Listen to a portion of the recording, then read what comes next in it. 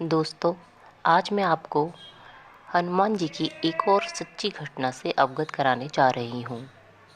जी हाँ, आज मैं आपको ऐसी सच्ची घटना बताने जा रही हूँ जिसको सुनकर आपकी रूह कांप उठेगी, क्योंकि ये कहानी एक छोटी बच्ची की है जो महज 13 साल की है।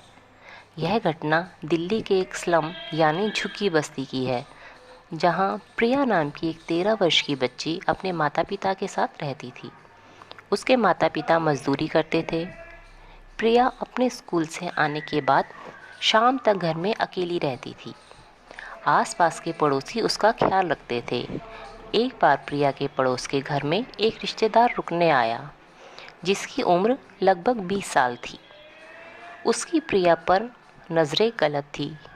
वह काफ़ी समय से प्रिया को घूरता था, लेकिन प्रिया इस बात से पूरी तरह अनजान थी। बचपन से ही प्रिया का मन धार्मिक गतिविधियों में लगा रहता था। प्रिया हनुमान जी को अपना परम देव मानती थी। रोज़ सुबह बजरंगबली की पूजा के बाद वह कुछ खाती थी। यह उसका रोज का नियम था। एक बार सुबह के समय वह स्कूल की यूनिफॉर्म पहनकर मंदिर में पूजा करने जा रही थी। अचानक बीच सड़क में एक कार रुकी। उनमें से कुछ लोग निकले और प्रिया को उठाकर कहीं दूर ले गए। इससे पहले कि कोई कुछ समझ पाता, वह दरिंदे प्रिया को एक सुनसान जगह ले गए। उन्होंने प्रिया को बेहोशी वाली दवा सुंघा दी, ताकि वो किसी को पहचान ना पाए।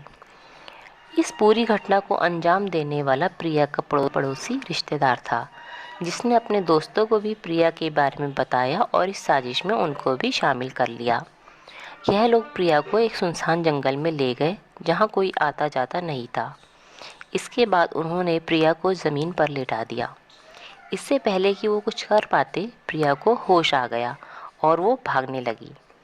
फिर उन लोगों ने प्रिया को पेड़ से बांध दिया। इतने में ही वहाँ एक काफ़ी अद्भुत मनुष्य आया, जिसके चेहरे पर एक अलग ही चमक नज़र आ रही थी। वह कोई साधारण पुरुष नहीं था, बल्कि वह तो कोई महाबली जैसा दिख रहा था। उसके शरीर से तो जैसे तेज आ रहा था।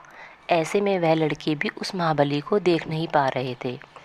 इसके बाद उस महाबली ने प्रिया को पेड़ से खोलकर अपने साथ खड़ा कर दिया, जिसके बाद उन लड़कों को वह महाबली दिखने लगा।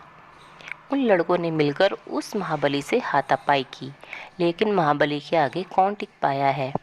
वह भी एक ही बार में परास्त हो गए। उस महाबली के पास एक गदा था, जिससे उन लोगों पर वार कर रहा था।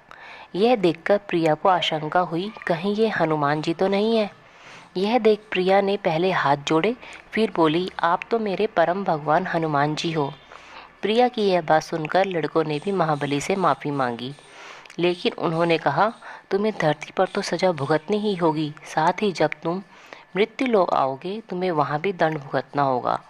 यह सुनकर लड़के अपनी जान की भीख मांगने लगे और प्रिया से बोले, बहन हमें माफ़ कर दो, हम समझ गए कि हम पाप करने जा रहे थे। लेकिन हनुमान जी ने उनकी एक ना सुनी और उन लड़कों को जंगल से उठाकर बाहर सड़क में पटक दिया। उसके बाद उन लड़कों ने उठने की बहुत कोशिश करी, पर वह उठ नहीं पाए। इसके बाद हनुमान जी प्रिया को लेकर पुलिस स्टेशन गए और कहा, तुम उनको सारी बात बताना, पर मेरे बारे में कुछ मत बताना। प्रिया ने इसका कारण पूछा तो बजरंगबली बोले, यह कलयुग है, यहाँ पर चमत्कार को अंधविश्वास माना जाता है। अगर तुम उन्हें मेरे बारे में बताओगी तो वह विश्वास नहीं करेंगे और तुम्हारी सारी बातों को झूठा मानेंगे। प्रिया ने उनकी बात मानी और पुलिस स्टेशन अंदर अकेली चली गई। हनुमान जी वहाँ खड़े होकर सब देख रहे थे। इसके बाद प्रिया पुलिस वालों को उसी सड़क पर ले गई। वह लड़के अब भी उस सड़क से उठ नहीं पा रहे थे। पुलिस ने उन लड़कों को गाड़ी में बैठाया और थाने ले आए। वहीं उस लड़की और उन अपराधियों के घर वालों को बुलाया गया, जिसके बाद अपराधियों ने कबूला कि उन्होंने ये अपराध किया है और उन्होंने हनुमान जी से माफ़ी मांगी है। यह सुनकर पुलिस वाले बोले, कलयुग में कहाँ भगवान प्रकट होते हैं और तुम जैसे हैवानों को दिखेंगे। घर पहुंचने के बाद प्रिया ने अपने घर वालों को हनुमान जी के चमत्कार की सारी सच्चाई बता दी। इसके बाद प्रिया की ज़िंदगी पूरी तरह बदल गई। हनुमान जी के प्रति उसकी श्रद्धा और बढ़ गई।